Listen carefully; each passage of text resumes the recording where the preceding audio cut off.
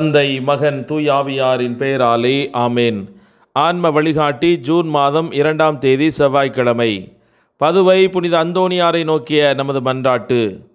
இப்புண்ணிய திருத்தலத்தில் மாட்சிமை தங்கிய மேலான சிம்மாசனத்தில் கிருபாசனம் கொண்டு எழுந்தருளியிருக்கிற புனித அந்தோணியாரே, பரிசுத்தத்தனம் விளங்கும் லீலியே, விலை மதிக்கப்படாத மாணிக்கமே, பரலோக பூலோக காவலே, கஸ்தி துன்பப்படுகிறவர்களுக்கு பரம சஞ்சீவியானவரே, பாவிகளின் தஞ்சமே, உமது இன்பமான சன்னிதானம் தேடி வந்தோம்.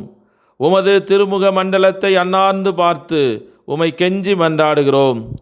மகா சிரவணம் பொருந்திய புனித அந்தோணியாரே, சூரத்தனமுள்ள மெய்ப்பரே, பிசாசுகளை மிரட்டி ஓட்டுபவரே, திருச்சபையின் கருணையின் கண்ணாடியானவரே, உலகில் எங்கள் ஆதரவும் நீரல்லவோ, எங்கள் சந்தோஷமும் நம்பிக்கையும் பாக்கியமும் நீரல்லவோ. நீர் எங்கள் ஞான தந்தை என்பதை எங்களுக்கு காண்பியும். பிள்ளைகள் செய்த குற்றங்களை தாய் தந்தையர் பாராட்டுவார்களோ? உமை தேடி வந்த நிர்பாக்கியர் பேரில் தயவாயிரும். அழுகிற பேர்களை அரவணையும், அல்லல் படுகிறவர்களுக்கு ஆறுதலாக வாரும்.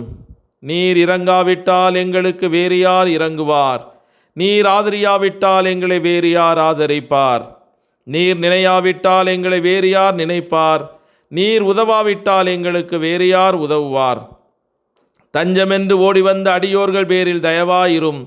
பரிசுத்த வெண்மையின் தூயதான தயாபரமே, தயை கடலே, தவிப்பவர்களுக்கு தடாகமே, தனித்தவருக்கு தஞ்சமே, உமது இன்பமான சன்னிதானம் தேடி வந்தோம். 6 காடுகளை கடந்து ஓடி வந்தோம்.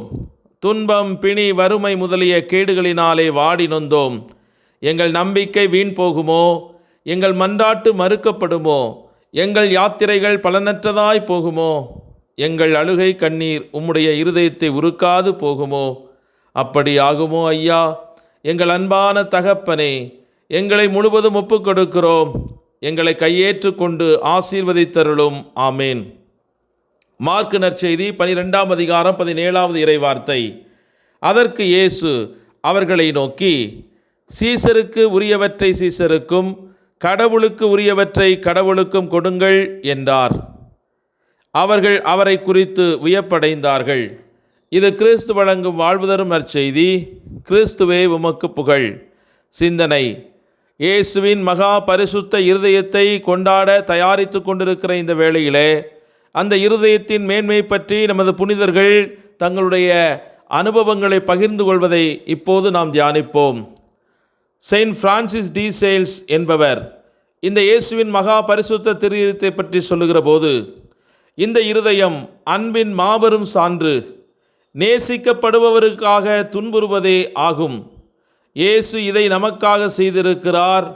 அவருடைய திரு இருதயமே நமது அடைக்கலமும் இளைப்பாறுதலும் ஆகும் என்று வலியுறுத்தி கூறுகிறார். அன்பினால் மட்டுமே இறைவனின் இதயத்தை ஊடுருவ முடியும். ஒருவர் அவருடைய இதயத்திற்குள் எவ்வளவு ஆழமாக செல்கிறாரோ அந்த அளவிற்கு அவர் உலகின் வேதனையிலும் அவருடைய மீட்பளிக்கும் அன்பிலும் ஆழமாக ஈர்க்கப்படுகிறார் என்று சிலுவையின் புனித தெரசா பெனடிக்டா என்பவர் நமக்கு கற்றுக் கொடுக்கிறார்.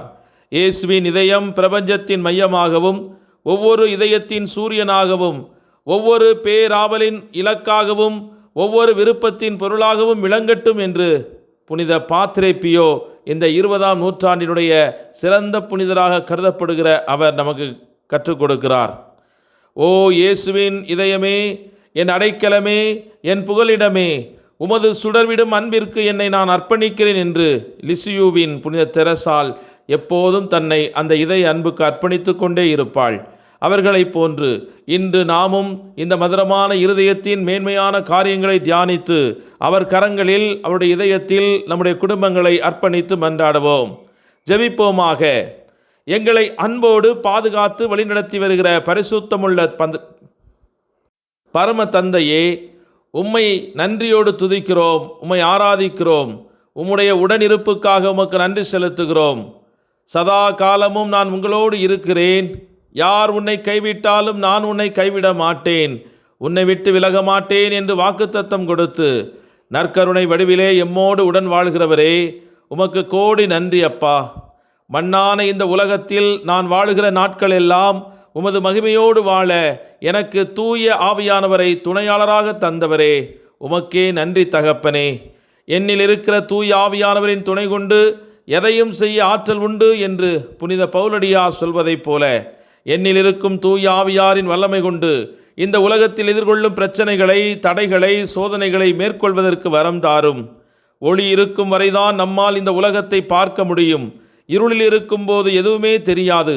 தட்டு தடுமாறி கீழே விழ நேரிடும். அதைப்போல ஒளியான உமது பிரசன்னம் எங்களில் ஒளிர்ந்து கொண்டிருக்கும் வரைதான் நாங்கள் எங்கள் வாழ்க்கையில் வீறு நடை போட்டு முன்னோக்கி செல்ல முடியும் என்பதை உணர்ந்து உமது பாதத்தில் அனுதினமும் அமர்ந்து உமது வெளிச்சத்தை பெற்று இந்த உலகத்தில் தலைநிமிர்ந்து வாழ அருள் தாரும். இயேசுவின் மகா பரிசுத்த இருதயத்திற்கு ஒப்புக்கொடுக்கப்பட்ட இந்த மாதம் முழுவதும் உமது அன்பை நாங்கள் தியானிக்கவும், அந்த அன்பினால் எங்கள் குடும்பத்தில் இருக்கிற பகைமையை விரட்டவும், பிசாசினுடைய கிரியைகளை எங்கள் வாழ்க்கையிலிருந்து நீக்கவும் நீர் எங்களுக்கு ஆற்றல் தருவீராக.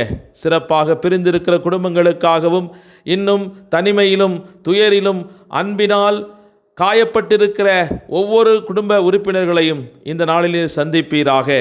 உமது திருக்காயம் இன்று அவர்களுக்கு காயத்தின் மருந்தாக மாறவும், தொடர்ந்து எங்கள் குடும்பங்கள் இணைப்பிலே இணைந்து அவர்கள் என்றும் சமாதானத்தோடும் மகிழ்ச்சியோடும் வாழ இறையருள் அவர்களை தாங்கி வழிநடத்த வேண்டும் என்று எங்கள் ஆண்டவராகிய கிறிஸ்து வழியாகவே மன்றாடுகிறோம். ஆமேன். எல்லாமல்ல இறைவன், தந்தை, மகன், தூய் ஆவியானவர் உங்கள் அனைவரையும் நிறைவாக ஆசீர்வதித்து புனிதப்படுத்தி வழிநடத்துவாராக. ஆமேன். இயேசுவுக்கே புகழ், இயேசுவுக்கே நன்றி. மரியே வாழ்க. இயேசுவின் இரத்தம் ஜெயம்.